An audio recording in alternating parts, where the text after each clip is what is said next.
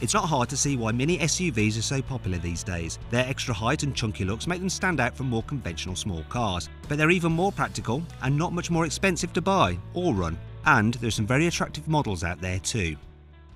But which should you choose between the Kia Stonic, the SEAT Arona, or one of the very first small SUVs, the Renault Captur? Yes, today is all about being small yet stylish. To help you decide, I'll see how good looking they are. You have to have the range-topping version if you want the contrasting roof. Check out their practicality. You can slide the seats forward if you want to create more room. And find out what they're like to drive. Also, it feels perhaps the most like a substantial, larger car. But first of all, let's see how much they cost. The SEAT starts from £16,500, the Kia from just over £16,000, but the least expensive car is the Renault Captur, which starts from £15,500. But what really matters is the price you pay at a dealer. So if you click on the top right hand corner of the screen on the pop-out banner or on the link below the video, you can go to carwow.co.uk to see how much you can save on one of these cars. That saving will be crucial in deciding which car you want. But one of the biggest reasons for buying a car like this will be the way it looks. So, which of these is most likely to turn heads on your local high street? I really like the look of this Kia Stonic. You know, it stands out. There is one thing you need to know though. You have to have the range-topping version if you want the contrasting roof, which of course you do. Otherwise, really, what's the point? You may as well just have a normal hatchback. Then there's the Renault, which is something a little bit different again. Most of these small SUVs try to be all angular and tough looking, whereas this Captur, it's kind of more friendly and curvaceous, even though it's still got that raised ride height. You know, it's typically French. It's trying to carve its own niche. That's what the SEAT is trying to do too, but somehow it doesn't quite manage it. The whole point of a small SUV is that they're stylish. And for me, this SEAT Arona lacks that Spanish flair. You know, it's a bit more potato tortilla than padron pepper. That means it's less exciting, okay? That's my tapas reference. But are they just as tasty inside? Inside, this Kia has it going on. Not too much going on, which is a good thing, but just about enough to keep things interesting. I do like the design, and the layout's pretty simple and easy to use. My only criticism is the fact that some of the bits and pieces do feel a bit flimsy. So look at that now, it's a bit wobbly. It's not ideal, but other than that, it's generally okay. And I like the infotainment system as well. It's quite easy to use. I like the shortcut buttons and does all that you need it to. And instead of the normal, slow, laborious dial to recline your seat, you have a lever, then you can just go up or down that quick. After the Stonic, the Captur actually feels a little bit more upmarket. Unusually for these types of cars, the Captur actually has some soft touch materials here on the dash and on the door tops, and that helps make it feel a little bit plush. The only downside is that the actual design of the interior it's a bit blobby. It's nowhere near as cool as the outside. I particularly don't like the dials. They're just a bit childish, really. Then there's the infotainment system. I mean, it's all right, you know, it's okay. It's just not as good as you can get in other cars. And for proof of that, look no further than the Arona. The inside of this car pretty much follows the outside in the way that it's not the most exciting. They've tried to liven it up a bit with this contrasting trim, but it's more sensible than kind of showy. It's a bit of a shame, really. And material quality, I mean, things feel solid, but everything's hard and brittle. It doesn't feel particularly expensive. However, the infotainment system is very, very good. Yeah, it works, it's slick. And to be perfectly honest, everything inside this cabin just works. So yeah, not the most exciting, but easy to live with. And that sums up the Arona perfectly. It's great for everyday life, but not quite the full package. The Captur and the Stonic also have their weaknesses, which means that there's very little to choose between the three cars so far. But will that still be the case when we look at their practicality? And the Kia is not off to a good start. It doesn't exactly feel the roomiest back here. Now, I've got okay knee and headroom, but taller people will struggle for space. As for kids, they'll be fine. What they might not like so much is the fact that it does feel a little bit dark. You'll get a bit scared. Fortunately, there's nothing frightening about the Renault.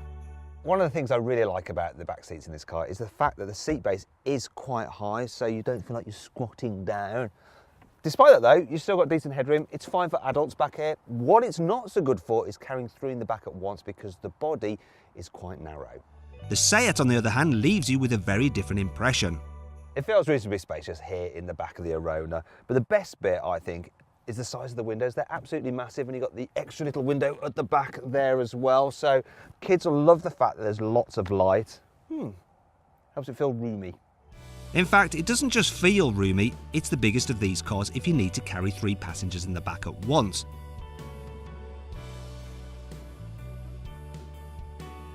On the other hand, there's plenty of room for a child seat in all of them. But the ISOFIX mounts are quite tricky to find in the SEAT, and that makes it a little harder to fit the seat securely in place. When it comes to safety, all 3 cars get 5 stars from Euro NCAP, but it's worth noting that the Renault score came back in 2013 when the regulations were less strict. And to get the safest Kia, you need the Advanced Driving Assistance Pack, which is an option on the most basic model. It's standard on the top versions though, along with some extra practical features like a multi-position floor in the boot. However, it's not all good news. Even though this car has a adjustable boot floor and you can fit the low cover underneath, you do have a bit of a boot lip, which is annoying. Still, when you fold the seats down, they do lie pretty flat, just like in the other cars. However, the overall volume is not as good. The Renault has a lot more space in its boot, but it isn't just big, it's clever too. The Captur's boot has plenty of functionality, so you've got an adjustable boot floor. Look at that, great, like that. But I like this bit even more. You can slide the seats forward if you want to create more room, and then it's massive. But you get almost as much room in the SEAT, even without sliding seats. This may be a small car, but its boot is actually a pretty decent size. I like the fact that underneath this false floor, you can keep the low cover there, so it's neatly out of the way. And with this false floor in its raised position, when you fold down the seats, you get a pretty flat load bed. Oh no, I said the word bed. It's instantly made me tired.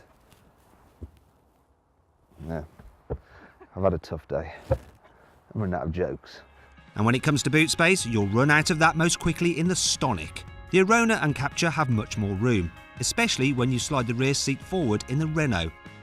Drop the rear seats, and again there's more space in the SEAT and the Renault. In fact, they'll take a bike without removing a wheel. To make your life easier, with the floors in their highest position, the low bed is flat and there's almost no load lip to lift things over. Overall then, if you need lots of boot space, the SEAT or the Renault are clearly ahead. But can the Kia regain some ground with a good drive? Possibly.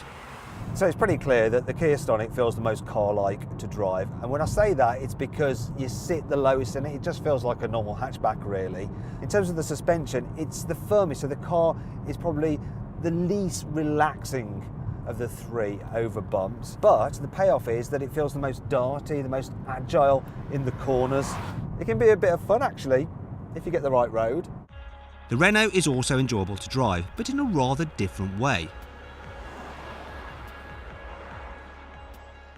One thing you'll appreciate about the Captur is this raised driving position. It does give you a good view out. You'll also like the suspension. It's nice and soft, so that's great over bumps in town. What's not so great about it though is the fact that, well, it can feel a little bit kind of loose and squidgy and soft to drive when you're going faster. It doesn't feel the most sure-footed of cars.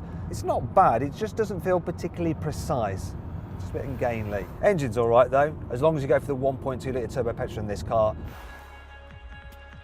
And if you go for the SEAT, it strikes a nice balance. Now I think this car sits nicely in between the comfort and the softness of the Renault and the sportier, harder riding feel of the Kia. Also, it feels perhaps the most like a substantial, larger car. It feels just a little bit more solid. The engine choice is good too, you know, it's wide and varied and they're all pretty impressive.